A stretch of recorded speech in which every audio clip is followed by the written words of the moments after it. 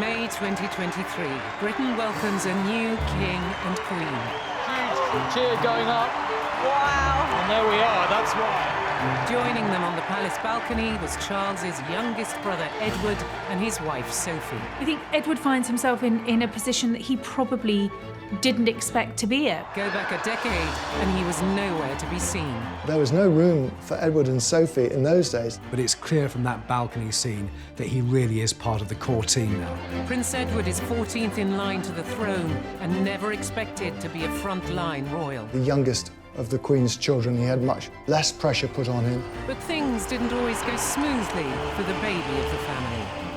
The newspaper smelt blood. Edward couldn't hack it in the Marines. I mean, what a great story. His controversial career choices. It's a royal knockout. Certainly in the pantheon of great royal mess-ups, this is absolutely up there. And self-inflicted gaffes. Well, thanks for sounding so bloody enthusiastic. Landed him in trouble. Edward is emerging as one of the great bleaters of our times. But over the last 2 decades, there has been a transformation, and he has carved out one of the most successful royal careers. He's made mistakes when he was younger, but he's actually learned from those mistakes, which is not true of all the royals. And after Prince Philip died, King Charles awarded Edward his father's dukedom. It is seen as a fitting reward for all the years of service. And while other members of the family have stepped away from being working royals, You've spoken to Prince Andrew. Edward and his wife Sophie have been the ones to step up. Very hardworking, very loyal, very willing to support the crown. Prince Edward will be central to this new royal era. Suddenly, he's almost like the great hope for the next stage of the royal family's evolution. So just how has he transformed himself from petulant prince to dependable duke? I think in the future, he will be Charles's right-hand man, Mr. Reliable. On the 10th of March 2023, Prince Edward received a very special birthday present. His brother, King Charles, had made him the new Duke of Edinburgh. A very special and for a slightly overwhelming day for now my wife and Duchess. It certainly wasn't Edward's destiny to be Duke of Edinburgh. It's a weighty title, it's an important and historic title, and of course, most people associate the Duke of Edinburgh with the late Prince Philip. Edward hasn't had the prominence of his siblings, or indeed William and Harry, because of where he is in the line of succession. On Prince Philip's death in 2021, his titles passed to his eldest son, Charles. But Edward revealed in a BBC interview before Charles became king that it was Philip's wish for him to inherit his dukedom. What Philip was saying, of course, was not telling Edward, you're going to become Duke of Edinburgh. What he was saying was, I want Charles to make you Duke of Edinburgh. The title was created for Philip. It was very special. It was something that he treasured and he wanted to give to Edward, not to his other sons. Charles's decision was undoubtedly in recognition of the closeness between father and son. I don't think any royal commentator expected Charles to go against the wishes of his father. I think also it was a way for the royal family to say, you know, he's going to be important in the way that his father was. He would have done it, I'm sure, wanting to reward his brother for all of his years of duty and service and loyalty to the crown. The honour also reflected the remarkable rise of Edward and his wife Sophie and their growing importance as working royals.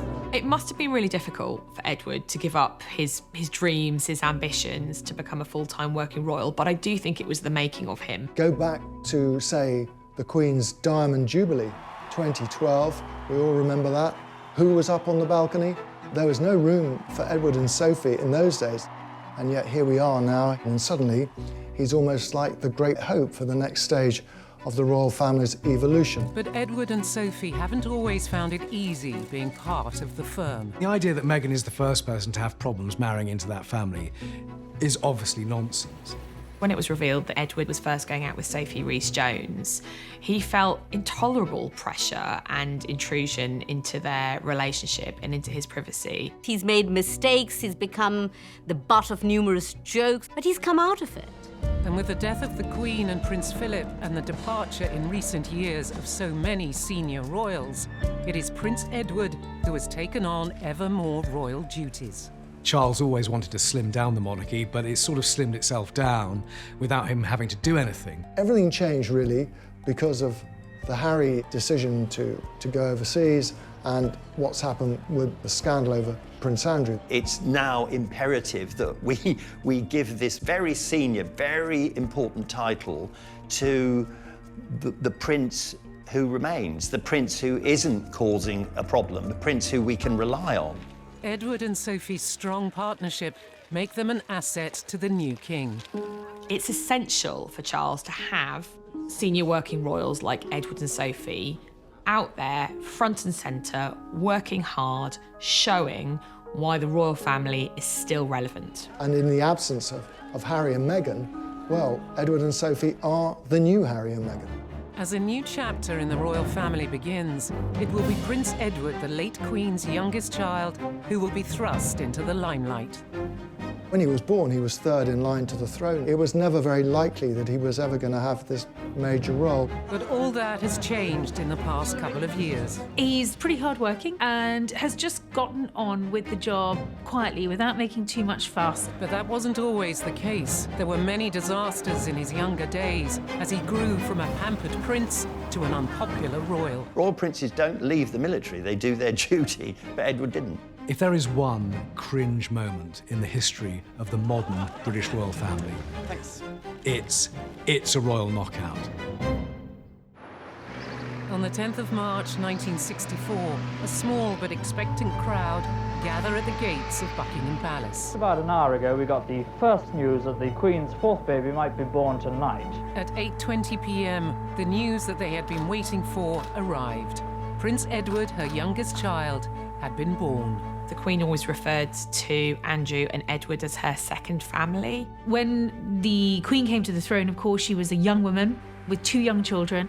She didn't have much time, quite frankly, for motherhood with either Charles or Anne. Edward and Andrew had a completely different childhood. They were spoilt in a way that Charles and Anne simply weren't, because they had their parents' time and attention. The Queen gave birth to Edward when she was 37, and she decided that this time she was going to do things differently.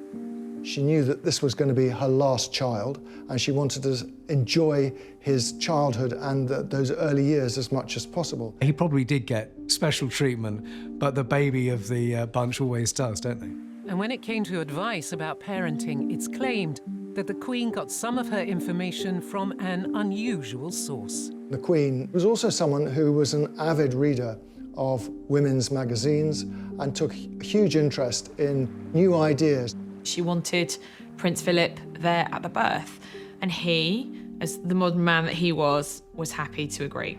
When Philip decided to be in at the birth of Edward, that was revolutionary. I mean, in previous generations, that had never happened. As well as attending the birth, and in contrast to how he was with his 2 older children, Philip would become a very hands-on parent. Prince Edward was his father Philip's favourite child, simply because Edward arrived at the point at which his father decided to be much more involved with his children. Philip would read bedtime stories, some of which he made up himself. Philip would help decorate the nursery where Edward slept with model ships and aeroplanes. He made sure his schedule was structured so that he could be there to help with tea time, bath time. Apparently Nanny Mabel always slightly feared when Prince Philip would come up to the nursery, because he'd kind of rough and tumble with the kids and he'd be wrestling with Prince Andrew, and, you know, Prince Edward would be jumping on top of him, and then Nanny Mabel would struggle to get the kids down to sleep. For most of us, a father being involved with the day-to-day care of a baby and a toddler, there's nothing strange about that. But in the royal family, that was quite something. The Queen and Prince Philip's close relationship with Edward was captured in this remarkable fly-on-the-wall documentary. First broadcast in 1969, it provides an intriguing glimpse of the young Prince Edward. The 1969 documentary Royal Family really was a peek behind palace doors. And at one stage, there's a memorable moment when he's up close with his big brother, Charles, who's labouring over the cello. One of the strings breaks and it catches Edward, and you can see his lips are, trembling. And here you have this boy doing his utmost not to lose it, not to cry in front of the television. And it's a magnificent example of grace under pressure, if you like. Some of the nicest stuff is with the Queen and a very young Edward, just out sweet shopping, which is a nice, normal scene with a film crew in tow.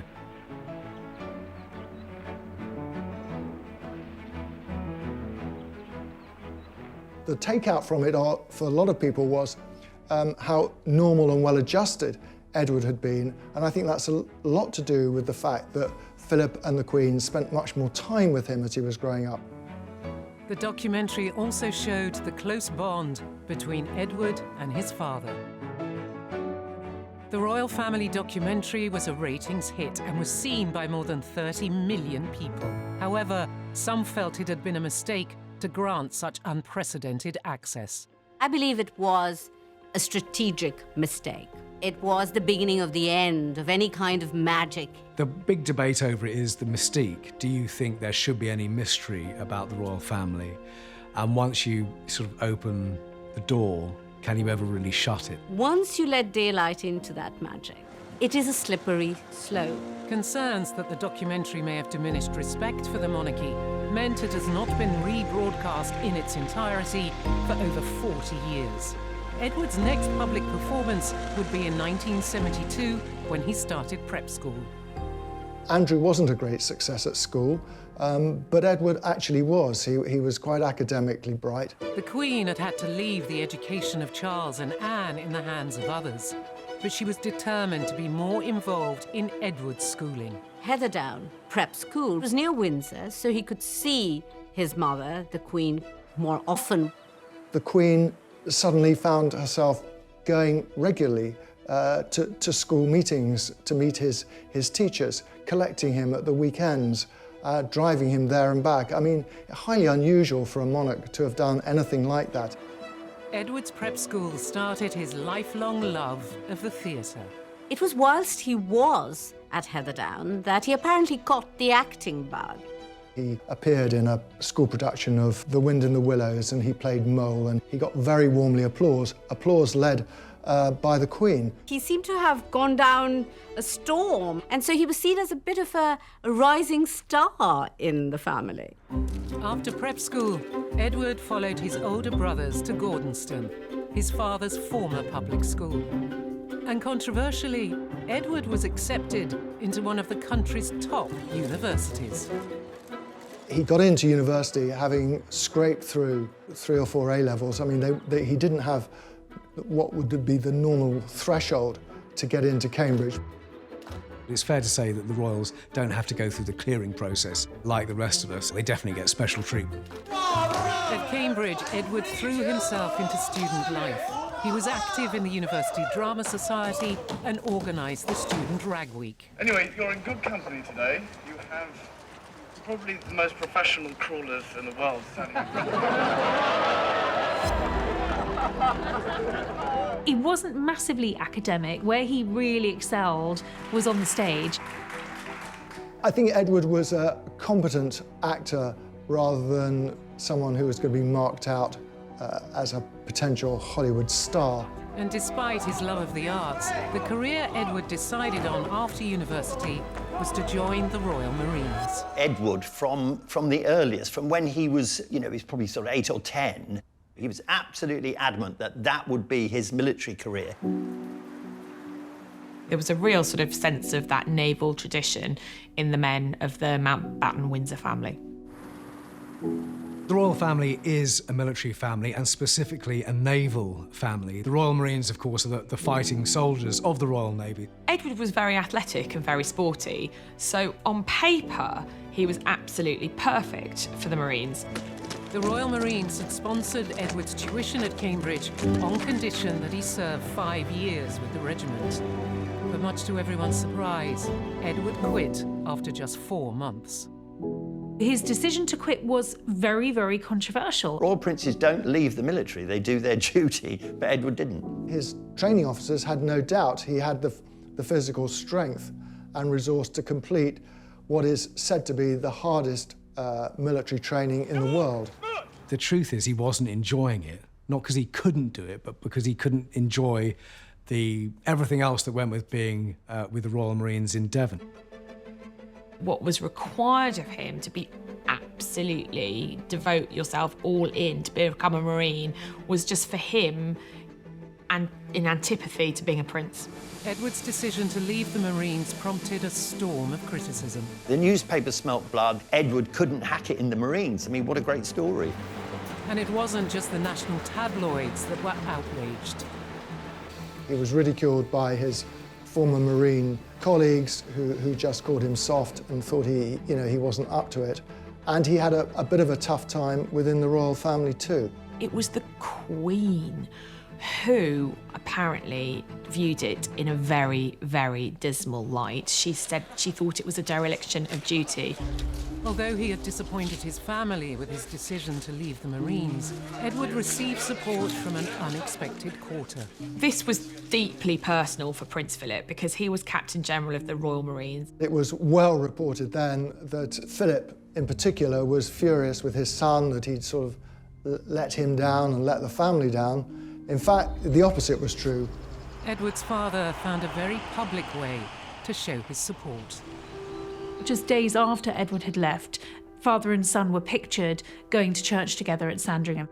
The royal family very rarely do something where they're not aware of its significance or how it will be seen by the public. To have his father there supporting him was a really big step on Philip's part, and I think all went into really cementing this very, very close relationship between father and son. Philip was very supportive, and he cleverly turned it round by making it very clear to everyone that he thought it was a very brave decision. It was quite a surprise and something of a reversal of roles for the Queen to be really quite upset at Edward's decision to leave and Philip to be understanding.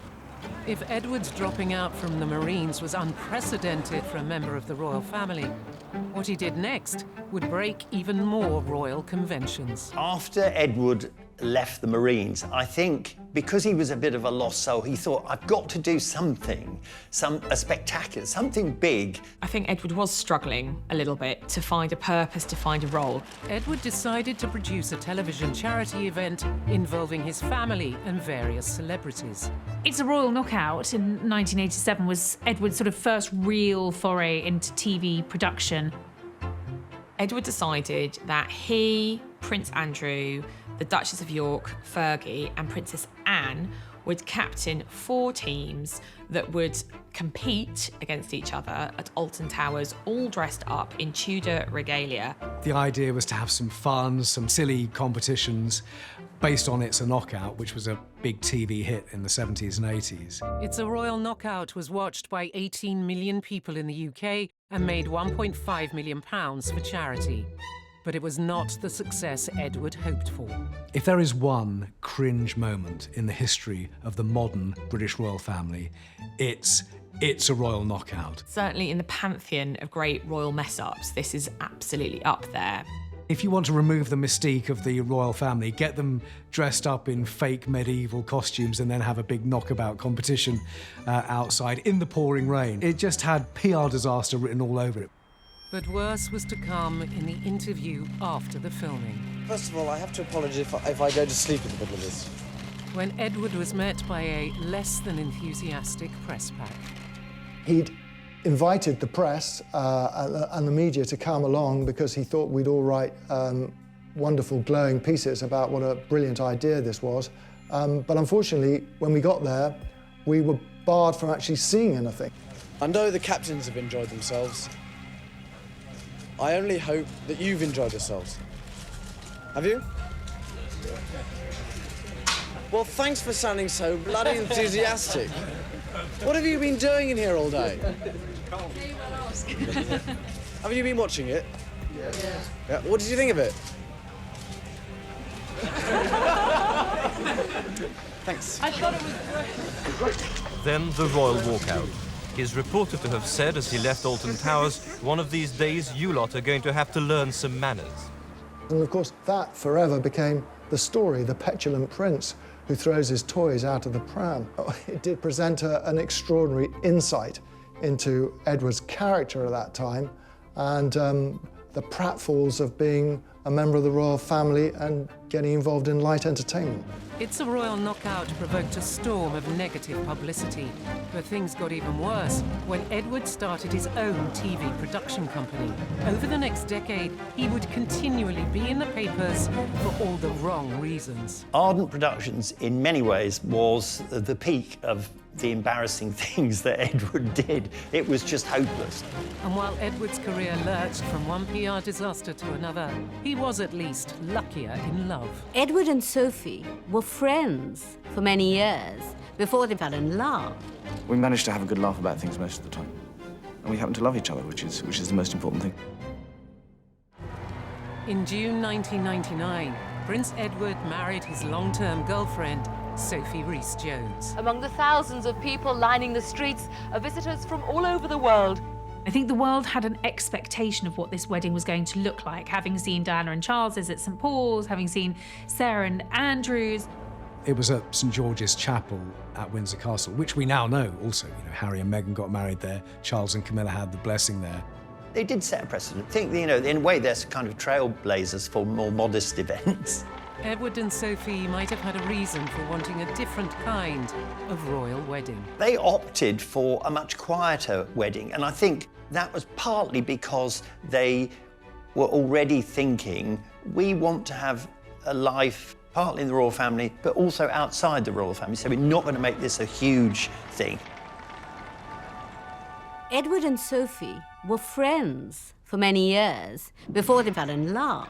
One of the things that Edward was attracted to was the normality of Sophie Rhys-Jones, which, you know, she's not a European princess, she's not an aristo. Sophie Rhys-Jones was a middle-class professional who ran her own successful PR company. Dare I ask you what qualities you think you both bring to this relationship? We managed to have a good laugh about things most of the time. And we happen to love each other, which is the most important thing. A great sense of humour, very important. It's very important in this life. Edward was acutely aware that, as a commoner, for want of a better word, there were real challenges that Sophie faced. We have to remember the 1990s was a really rocky decade for the royal family. There was all sorts of stuff going down, many divorces. Don't forget he'd watched Andrew's marriage with Sarah ultimately crumbled, seen what had happened to Charles's marriage with Diana. There was insatiable interest in his love life. He felt intolerable pressure and intrusion into their relationship. In December 1993, newspaper editors across the country received an extraordinary missive from the prince.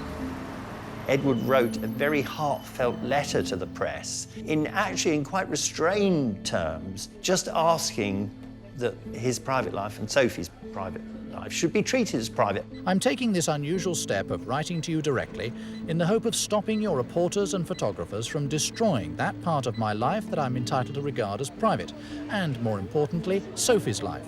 This plea for privacy was later echoed by his nephew, Prince Harry, when he sent a similar letter to newspaper editors over coverage of his relationship with Meghan Markle. But where that approach, I think, differs from, say, Harry's approach to protecting Meghan, is that Edward was conciliatory. Edward, by contrast with Harry, was much more restrained, but there were moments when he complained bitterly about intrusion into his life.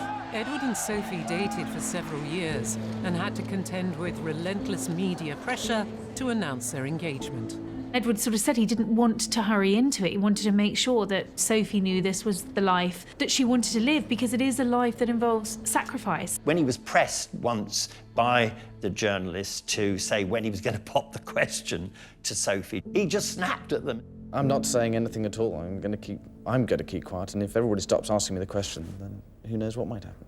And how does Sophie Rhys-Jones, how does she manage in this goldfish bowl that you talk about? Did she find it very difficult? Well, I can't speak for her. So I think he's irascible, he snaps a bit, just like his father, but he doesn't hold a grudge. I don't think he's not going to make it, you know, something that continues forever, the way Harry just can't let go of it. When Edward did announce his engagement to Sophie in 1999, it did little to stop press intrusion. Sophie's found herself on the wrong side of the tabloids more than once, but I think probably the most humiliating was just weeks before their wedding. There was a topless picture of Sophie which had been taken privately by friends at Capital Radio years before, and someone gave that photo to a newspaper which printed it on the front page. On this occasion, Edward wasn't going to sort of sit back. He took action and made an official complaint to the Press Complaints Commission, which was upheld. The Sun apologised and also paid a significant donation to Sophie's charities. As well as intrusion into their private lives, Edward and Sophie would continually attract negative headlines as they tried to combine their royal duties with independent careers. There are parallels between Sophie and Edward and Harry and Meghan. I mean, Sophie and Edward were the forerunners of trying to balance their royal careers with actual money-making careers. In 1993, Edward set up a television company, Arden Productions. He was the first senior royal to have a career outside the firm. Arden Productions, in many ways, was the peak of the embarrassing things that Edward did. It was just hopeless. What are you doing? I hope you're doing. You're making television programs. If the journalist sounded surprised at Edward running a TV company, it's probably because up to this point he had very little media experience. After he left the Marines and the debacle of It's a Royal Knockout, he'd taken a job in theatre. Edward got a job at the really useful company, Andrew Lloyd Webber's company, and the joke was that he was the tea boy. So for the photo call at the first day of work, of course, he turned up with the tea bags. Today, reporters wanting to know what the prince would actually do got the answer from his new boss over the stage door intercom. It's the lowest rung on the learning process of working in theatre, and he will have no status whatsoever. We will not be using him in any PR capacity. He'd learnt the rudiments, if you like, of the business, and he thought he'd spotted a niche in the market. He wanted to present and make his own documentaries. Edward's only other experience was limited to this BBC documentary. The Duke's Award was a programme about his father's Duke of Edinburgh award scheme. It also showcased Edward's awkward interactions with the public. Presenting on television is an art.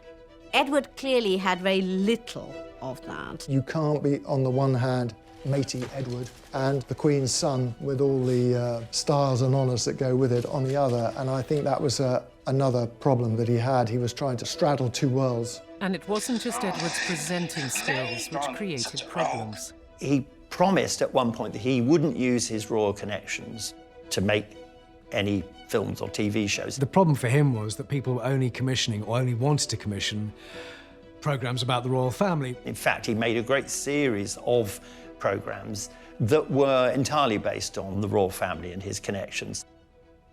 As a member of the royal family, there's lots of things you might not want to talk about, or you can't talk about, or you can't do. You're really, really restricted, and you can't be impartial.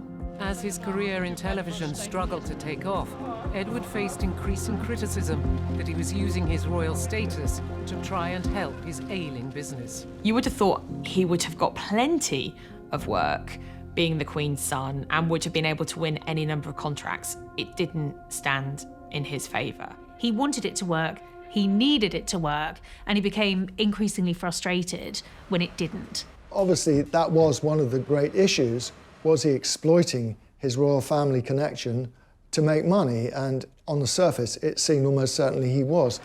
Prince Edward's new married status means extra responsibility. He's now using his Windsor connections to earn cash for his own company, raising eyebrows for breaking royal practice.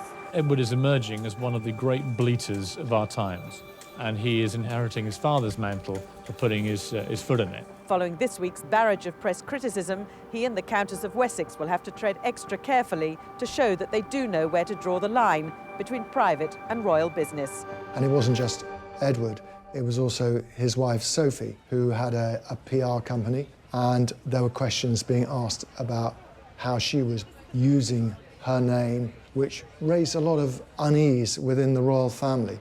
In 2001, Edward and Sophie were caught in two separate scandals, which effectively ended their careers. Sophie was duped by Mazza Mahmood, the now discredited undercover reporter for the News of the World, known as the Fake Sheikh. She was secretly recorded making indiscreet remarks about the royal family. Sophie allegedly called the Queen an old dear and said Charles and Camilla were waiting for the Queen Mother to die before they married.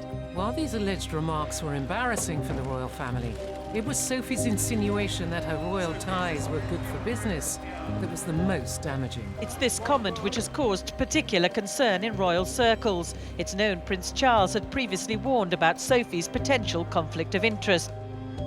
You got the spotlight on the Wessexes sort of for all the wrong reasons, and this big question being thrown up. Can you have working royals who are representing the Queen and Crown and cashing in on their own independent projects? Just 5 months later, Edward and his company Ardent would be embroiled in an even more embarrassing scandal. One of the nails in the coffin for Ardent, without a doubt, was its decision to stay up at St Andrews and continue filming Prince William. The media and the palace had hammered out this agreement that in exchange for access from time to time, that both princes would be allowed to enjoy their school and university life untroubled.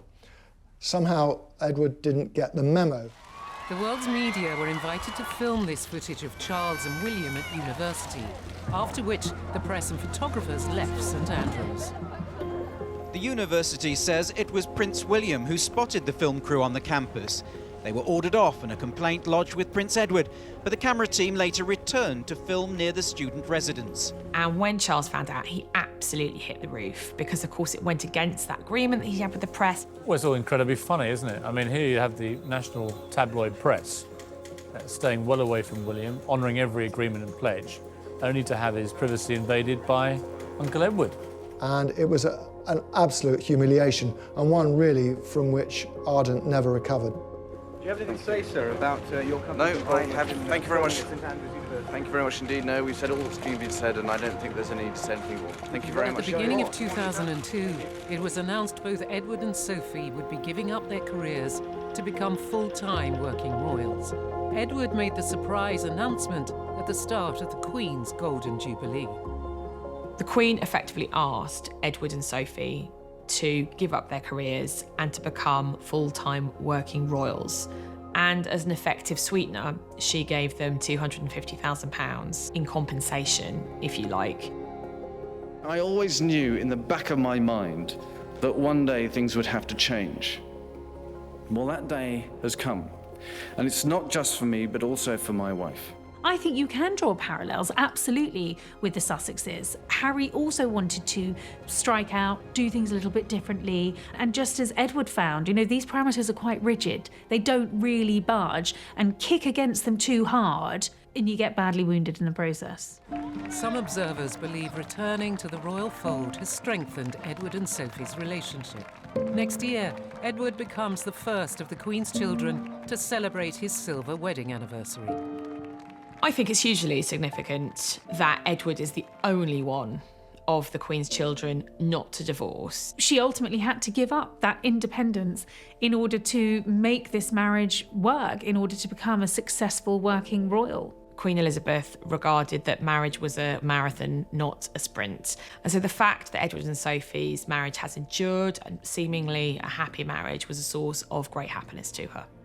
It is the ultimate love story because Edward has stood by her through all of those decisions. He made sure he protected her. While Edward and Sophie might have been reluctant royals, they have now fully embraced their position within the firm. I think Charles recognises that they've completely transformed themselves and are able to do an important job for him and for the monarchy. He's made mistakes when he was younger, but he's actually learned from those mistakes, which is not true of all the royals. In 2003, not long after becoming a full-time working royal, Edward takes on an even more important role when he becomes a proud parent. On those big family occasions, when we see Edward and Sophie with James and Louise, it's clear that they are a really happy, successful family unit.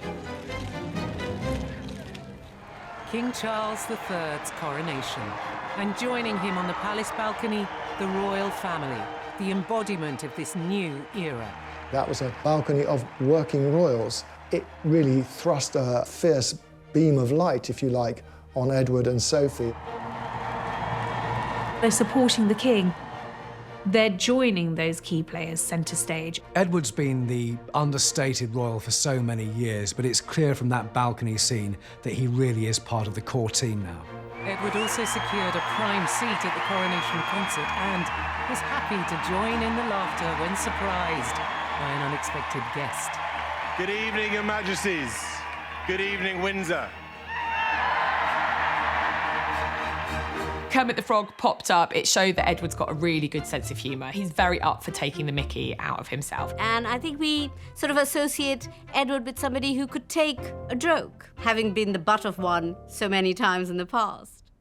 In 2002, Edward and Sophie became full-time members of the royal family. And a year later, the couple's first child, Louise, was born.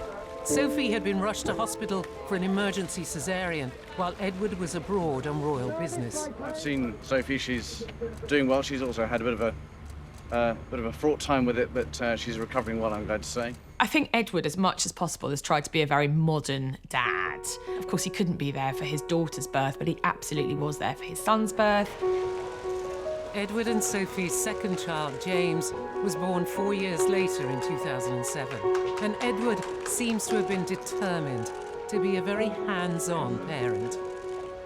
I think the fact that Edward had such a loving, secure and happy childhood because he had so much of his parents' attention, he has wanted to echo that. He's been there at sports days, at speech days, for graduation, for his daughter's A-levels. He and Sophie took Louise for her first day at St Andrews. Edward's own grounded upbringing prepared him for becoming a more down-to-earth royal.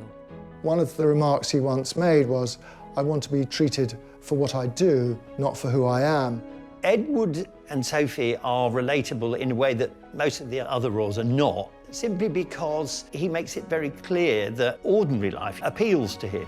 And Edward, the modern father, made one decision for his children, which would have the greatest bearing on their lives. The most important thing Edward did when his children was born was not saddle them with HRH titles, so neither his son nor his daughter are His or Her Royal Highness.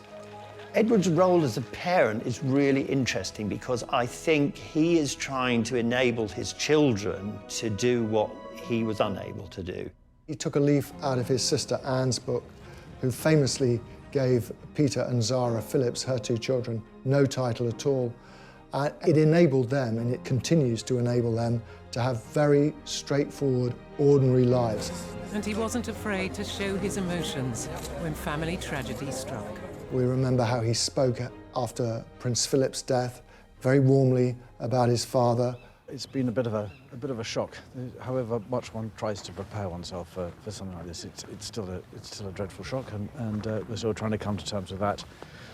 And it's very, very sad.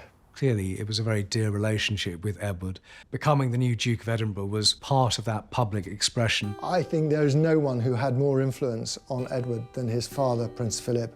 He was an immense character, a larger-than-life figure. And it's clear, they had a very close bond, as he did in different ways with all of his children. But in 2017, when Prince Philip retired, it was Edward who took over many of his father's charities, including the most well-known, the Duke of Edinburgh Awards. Back in 1956, the Duke of Edinburgh established the Duke of Edinburgh Award, which was a way of getting young people out into nature, doing challenges. It was his baby, he promoted it, and it was really, really successful. It's been praised to the skies for helping young people. Edward went on in 1986 to complete his Duke of Edinburgh scheme and came away with a gold badge, and this was a joy for Prince Philip. He was absolutely delighted by it. Edward and Philip had a marvellously close and a deeply affectionate, loving relationship. He was immensely proud of him. And while Philip was undoubtedly proud of his youngest son's achievement, it didn't stop him being a target of Prince Philip's famous sense of humour. He's got a gold award. But for that, he would have been a dropout. Yeah, probably. Edward was asked about the Duke of Edinburgh scheme, why it was so important to him, and he sort of said, well, a lot of people just think it's in my DNA. Edward's passion for the Duke of Edinburgh Awards was clear when he addressed gold badge winners at this year's Buckingham Palace garden party. Life will continue to throw challenges at you. It'll continue to throw opportunities at you. I think because you have done the award, you will have the confidence to be able to take that unexpected journey. I think he really just wants to connect with young people, give them a bit of encouragement, give them a bit of a morale booster. Now, I think there are Duke of Edinburgh award schemes in something like 144 countries around the world, which is an incredible legacy in itself. And Edward wants to build on that.